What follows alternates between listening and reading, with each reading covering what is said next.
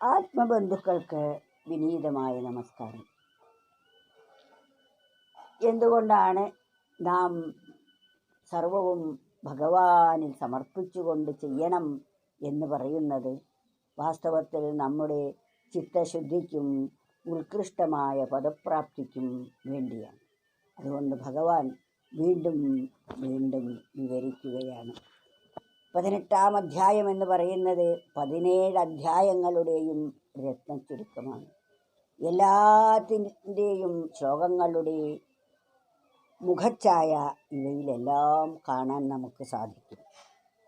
അതുകൊണ്ട് ഭഗവാൻ പറയുന്നു, ചേതസാ സർവകർമാണി മയി സന്യസ്യ മത്പരാം ബുദ്ധിയോഗമുപാശ്രിത്യ മച്ചിത്ത സതതം ഭവാം. ഇതിൻ്റെ വിവർത്തനം കേട്ടാൽ വളരെ ലളിതമാണ്. അത് വിവരിക്കേണ്ട ആവശ്യമേ വരുന്നില്ല.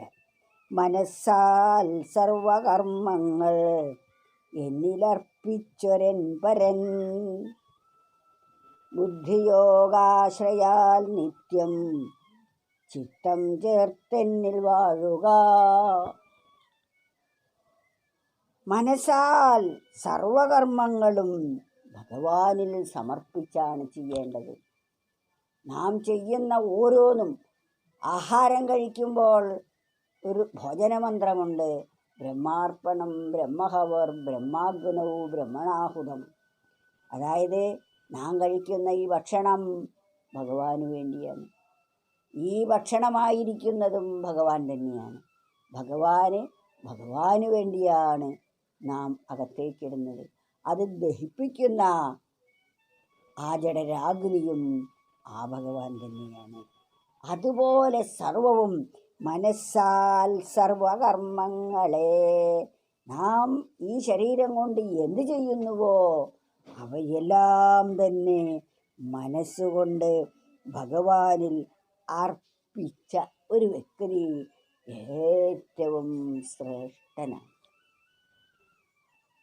ബുദ്ധിയോഗാശ്രയാൽ നിത്യം, ബുദ്ധിയോഗത്തെ വിവേകത്തോടുകൂടി നിത്യേന ചിത്തത്തെ ഭഗവാനിൽ തന്നെ ചേർത്തുകൊണ്ട് വാഴുക, മരണം വരെ ജീവിക്കുക എന്നാണ് പറയുന്നത്. എന്നാൽ നാം ഈ ലോകത്തിൽ അല്പം പോലും ക്ലേശിക്കേണ്ടതായി വരില്ല.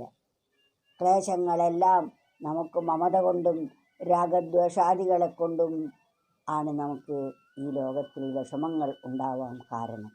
ഈ വിഷമങ്ങൾക്കെല്ലാം കാരണമായിരിക്കുന്നത് നമ്മുടെ മനസ്സിൻ്റെ ചാഞ്ചല്യമാണ്. ചാഞ്ചല്യത്തിന് കാരണം മനസ്സിൻ്റെ അശുദ്ധമായ വികാരങ്ങളാണ്, തെറ്റായ ചിന്താധാരകളാണ്. അവയെല്ലാം നമ്മെ ദുഃഖത്തിലാഴ്ത്തുന്നു. ഇതിൽ നിന്നും നമുക്ക് മോചനം നേടണമെങ്കിൽ നമ്മുടെ ചിത്തത്തെ നാം ഭഗവാൻ സമർപ്പിക്കണം. സർവകർമ്മങ്ങളും ഭഗവാനിൽ സമർപ്പിച്ചുകൊണ്ടായിരിക്കണം നാം ഈ ലോകത്തിൽ ജീവിക്കേണ്ടത്. അങ്ങനെയായാൽ നമുക്ക് വിവേകത്തോടു കൂടി ഇവിടെ ജീവിക്കുകയും ആ പരമമായ പദത്തിൽ എത്തിച്ചേരാൻ സാധിക്കുകയും ചെയ്യുന്നതാണ്. അതുകൊണ്ട് മനസ്സാൽ സർവകർമ്മങ്ങൾ എന്നിലർപ്പിച്ചൊരൻ വരൻ ബുദ്ധിയോഗാശ്രയാൽ നിത്യം ചിത്തം ചേർത്തെന്നിൽ വാഴുക. ഇതാണ് നാം ചെയ്യേണ്ടത്. എന്നാൽ പരമമായ പദത്തിന് നാം അർഹരായിത്തീരും. അല്ലാതെ ക്ലിഷ്ടമായ തപസ്സുകളൊന്നും ചെയ്യേണ്ടതായിട്ടില്ല.